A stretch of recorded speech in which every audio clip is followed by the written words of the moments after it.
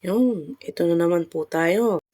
Punta po ako ng munisipyo ng General Trias, at nagtanong po ng mga requirements para sa pagpapakabit ng kuryente para sa munti nating bahay. Hindi ko na nabidyohan yung pagkuha ko kasi nakakahiya, nasa loob tayo. Baka magalit ang mga tao sa loob. Siyempre, mahihain pa ang person. Eto, naglakad-lakad na lang muna ako sa labas pagkatapos kong magtanong.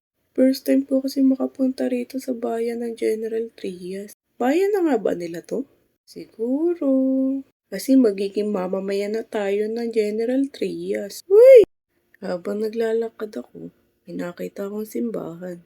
Kaya dumaan ako. Siyempre, nagpapasalamat tayo sa kanya kasi pinagkaloob niya sa atin yung mga bagay na hindi natin inaasahan. Mga bagay na akala natin hanggang pangarap lang. Ay, nagdrama na naman ang purse. Tapos natin dumaan ng simbahan na mahinga muna tayo sa ilalim ng puno.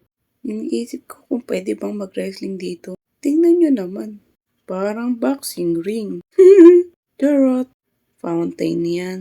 Di lang siguro nila pinagana ngayon. Tama na nga muna ang kwento. Hanggang dito na lang. Paalam!